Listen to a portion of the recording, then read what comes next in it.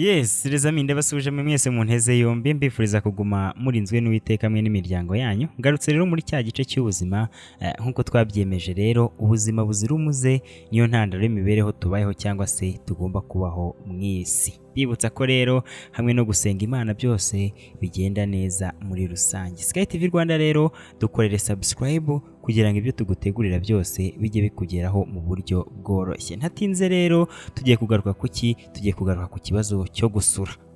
Gusura ubusanzwe gusura cyangwa se guhumeka ni igikorwa cy'ingenzi kandi gikenewe mu mikorere y'umubiri wa muntu. Gusa hari abantu batandukanye bagira ikibazo cyo gusura bakanutsa bagasura nabi bikaba kenshi kandi akumva muri we biramubangamiye cyangwa se anabangamiye ababana nabo mu buzima bwe bwa buri munsi. Iki rero ni igikorwa cy'ingenzi nk'uko nabigarukagaho, ngira ngo niba utarabagwa cyangwa se warigeze wumva wabazwe nta kintu aba yemerewe gufata mu gihe cyose atarasura. Niba rero wajya kugira ngo n'urwenya si urwenya, ni impamo n'amategeko atangwa n'abaganga mu gihe umuntu uwo ari we wese amaze gukorerwa operasiyo cyangwa se kubagwa. Ibi rero biba cyane cyane ku mudamu umaze kubagwa abyara cyangwa se yabazwe inyama zo mu nda. Ubusanzwe rero muri mwayene cyangwa se ikigereranyo dusura hagati y'inshuro 5 n'inshuro 10 munsi. Gusa burya ngo abagore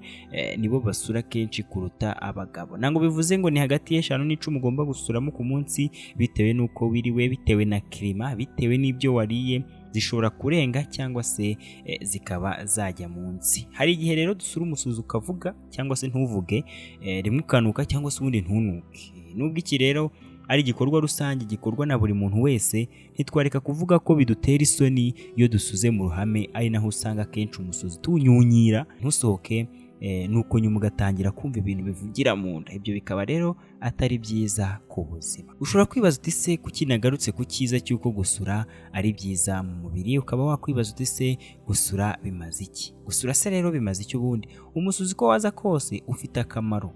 Ubwo ndavuga wumvikanishije urusaku cyangwa se ntarwo. Mu mara yacu habamo amamiliyoni menshi ya za bagiteri zikaba zifite akamaro ko gukamura intungamubiri mu byo tuba twariye. Si ibyo gusa kuko zinafasha kandi mu kongerera ingufu ubudahangarwa no gutuma urwungano ngogozi rukora neza. Ikindi kandi biruhura mu nda.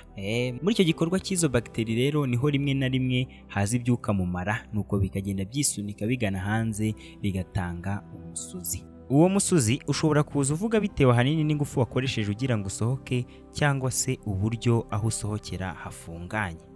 Gusa hari ibyo turya bituma dusuragura cyane kenshi kandi tukanutsa kenshi.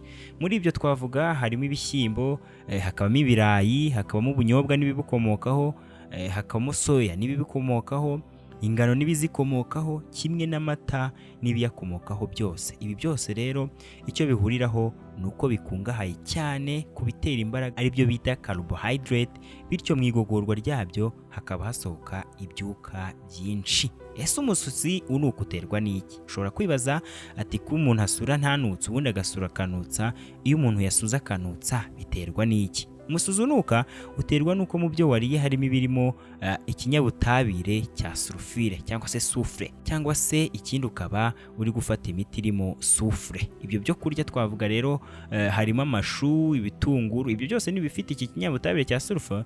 Hakabamo amafi, hakabamo inyama n'amagi. Ibi byose rero bishobora kuba byatera umuntu gusura akanutsa. Gusa bivuga ko umusuzi waba ukingira kanseri nta bushakashatsi burabyemeza, ariko ubushakashatsi bwa vuba bwerekanye ko bifasha kurwanya indwara zimwe z'umutima, nubwo nabwo butaremezwa neza.